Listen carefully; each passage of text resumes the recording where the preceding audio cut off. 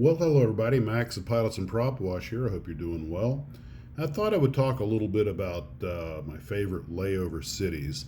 Now, real quick, most of you probably already know this, but in the airline industry, your route and your schedule are determined by what you bid out of a package that comes out every month, and of course, that's determined by your seniority.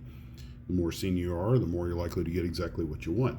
So, here are the places I try to bid when I have the opportunity and they show up in the package. My favorite place to overnight is San Diego. And you might go, okay, what's the metric for San Diego that makes it your favorite place? Well, there's basically five things I think myself, and I've talked to other pilots, it's reasonably uniform, besides the productivity of the trip, that I look at. And as far as the layover is concerned, it's the airport. Is it airport problematic? Some airports like LaGuardia, by a matter of congestion, are very difficult to get in and out of most of the time. Or is it relatively easy to fly into and out of? Secondly, the terminal. Is it a nice terminal? Is it easy to get in and out of? Or is it the long march like we have in places like sometimes Orlando and the new Sea Terminal, which is a long walk depending on what gate you get? Then we look at the hotel. How nice is the hotel? For some pilots, it's how good is the gym. For others, it's how good is the discount, things like that. Some people are worried about its location. One of the big things is how long of a drive, but the hotel. The fourth thing that we come into is things like the restaurants and the options on eating. Some hotels, like in Fort Lauderdale, and in Flushing, New York, there are dozens of restaurants within easy walking distance. And other ones, of course, are what treats do we get? Some hotels give us up to 50% discounts on things. And when you live on the road, that really adds up. There are other factors depending on the individual pilot, but those are kind of the main things. So San Diego has everything going for it. It's a great city. It's a great hotel. It's close to the airport. The airport's easy to get in and out of, both flying in and out and getting through the terminal. It's just very simple. We get a nice discount. There are a lot of places to eat within walking distance. There are a lot of things to do nearby to entertain yourself. And of course, it usually has prevailing good weather and a lot of cool stuff to look at besides all the museums and everything. You've got all the Navy and Marine bases nearby, so there's all kinds of interesting air traffic, ospreys and the like. It's just a really, really cool place, and the hotel overlooks the harbor, so we can see the aircraft carriers, the Maritime Museum, the USS Midway. I mean, there's just so much stuff there. It's just super cool. And most guys I've asked have said that that's their favorite. Although there are a lot of guys that like Vegas because, well, it's Vegas. I haven't actually done a company overnight there, so it's not on my list.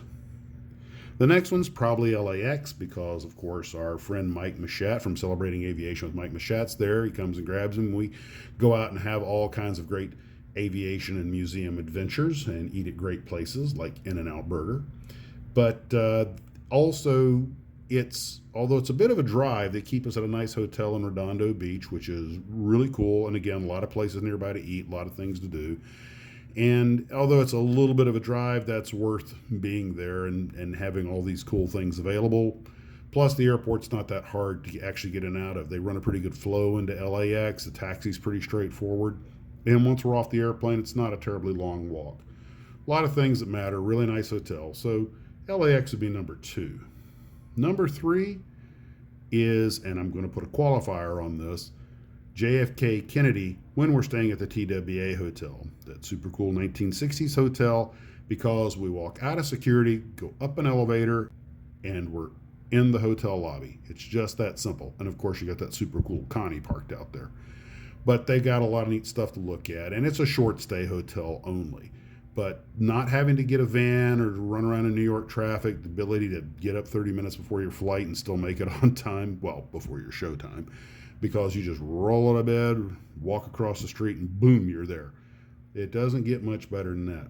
When I was in the regional airlines, my favorite overnight was Huntsville, Alabama, for the same reason. We stayed at a hotel that was in the lobby. It was a nice hotel. They had a lot of museum artifacts on display right there in the lobby of the airport.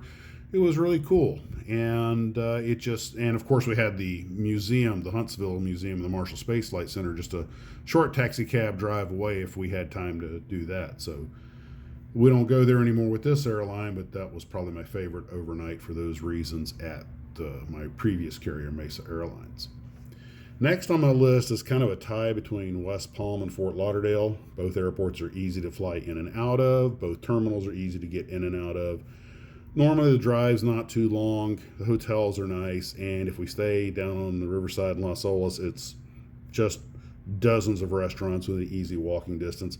And of course, we have Captain Ken there to come, my buddy who just bought a sailboat, who can come and get me, and we go out and do all kinds of things, have all sorts of adventures. So that's definitely on the list of favorites.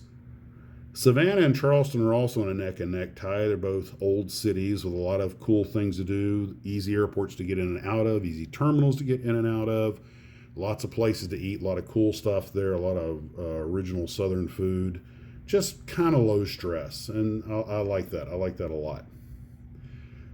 Although you get varying opinions from varying people, I find San Juan is one of my favorites, especially when we stay down by the near the airport. We're on the beach, and the places like the LLMBK Lounge are right there. And if we stay more towards the Viejo San Juan, Old San Juan, there's a lot of cool stuff down by the convention center also. So I like San Juan. Good food, airport super easy to get in and out of, not a long walk. All the stuff I previously mentioned, it ticks off all the boxes. One of them that you might be a little surprised at is actually DCA. When we stay downtown in DC, we're near the National Air and Space Museum. That never gets old. And although Washington National's a little tricky to fly in and out of, the controllers are really good. It's usually not too much trouble to get in there. And it's not a long walk to get out. Again, it ticks off all the boxes.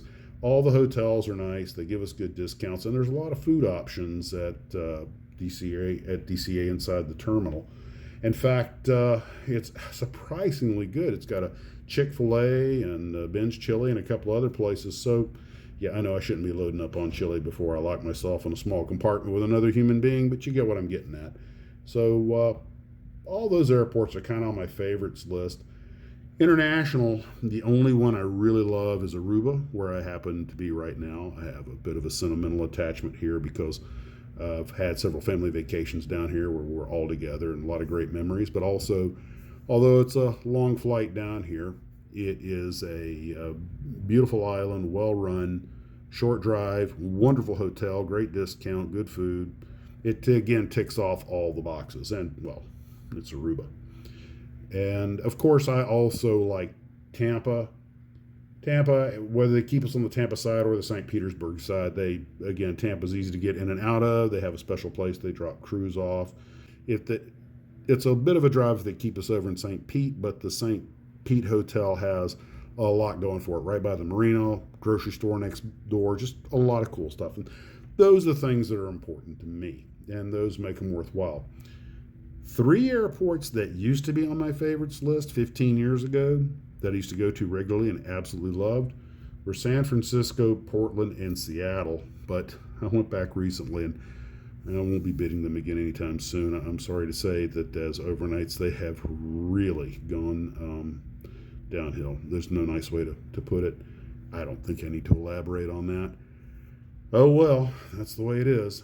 But those are examples of my favorite overnights. I don't do the European flying, so I can't talk about going to England, but I know some of the folks who do UK and Paris just love it. So I imagine those are probably pretty interesting overnights.